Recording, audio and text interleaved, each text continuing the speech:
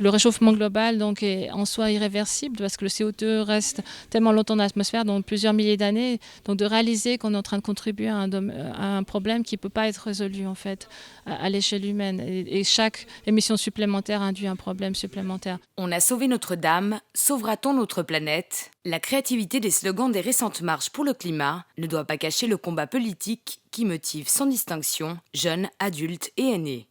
À l'occasion du 4e débat Genève International, le Club suisse de la presse a clairement ouvert le débat « Comment faire passer l'urgence climatique et biologique au niveau politique ?»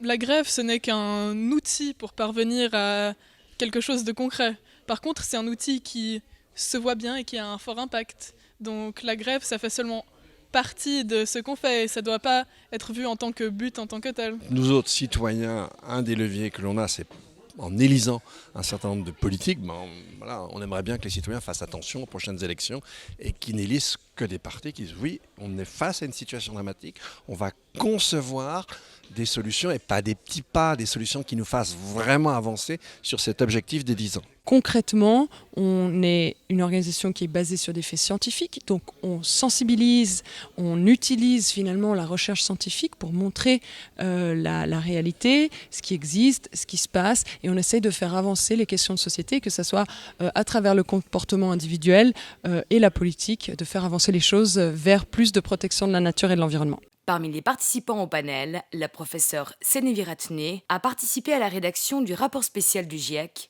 faisant état du réchauffement global en cours. Le GIEC est coordonné par d'un côté, deux organisations des Nations Unies, c'est en fait l'OMM, donc l'Organisation mondiale de météorologie, et l'UNEP, c'est l'organisation qui s'occupe de la protection de l'environnement.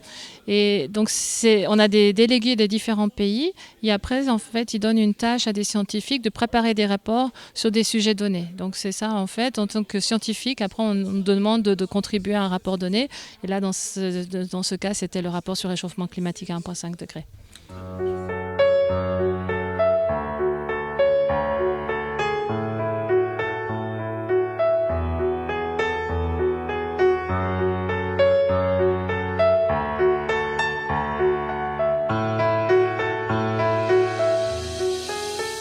Ce rapport est un peu spécial parce qu'il a été mandaté dans le cadre de l'accord de Paris en 2015, où il a été demandé au GIEC de préparer un rapport spécifiquement sur la question du réchauffement climatique à 1,5 degré et donc sur les différences qui sont induites par un réchauffement global à 1,5 degré par rapport à 2 degrés et par ailleurs sur les trajectoires possibles en fait, pour arriver à limiter le réchauffement global à 1,5 ou 2 degrés.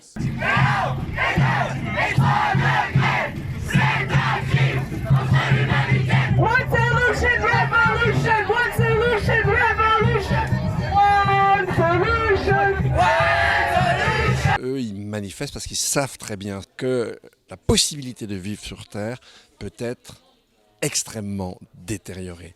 Et ils en seront, du fait de leur âge, de leur génération, les premières victimes. Qu'ils en prennent conscience maintenant, qu'ils aillent sur la place publique, le dire, le faire valoir, mais s'ils ne le faisaient pas, ça serait un drame, ça serait pire. Donc il faut qu'ils le fassent, ils ont 1000 fois raison de le faire. Et surtout, on espère que les gens plus âgés, et je sais de quoi je parle, vont finir par l'entendre. J'ai été très touchée par les mots d'un gréviste, un jeune gréviste du climat qui a dit qu'ils étaient prêts à sacrifier leur génération ou quelques générations à venir si ça voulait dire sauver le vivant. J'étais très touchée par ces mots parce qu'effectivement, si on n'agit pas aujourd'hui et on n'agit pas urgemment, eh bien, il va y avoir non pas une génération de sacrifiés ou quelques-uns, mais c'est l'entier de notre civilisation et du vivant qui disparaîtra. Au-delà de toutes les listes politiques, au-delà de toutes les élections, au-delà de tous les votes, le plus important, c'est que chaque personne s'active, que chaque personne lutte, car il peut y avoir un effet de masse, que les gens voient qu'ils ont du pouvoir, qu'ils et elles ont du pouvoir, et que c'est seulement en se rendant compte du fait que nous ne sommes pas que des pauvres citoyens sans aucune manière d'agir et qu'il faut laisser les représentants choisir à notre place, il faut qu'on se rende compte que nous sommes forts et fortes et nous pouvons lutter et nous pouvons avoir des résultats.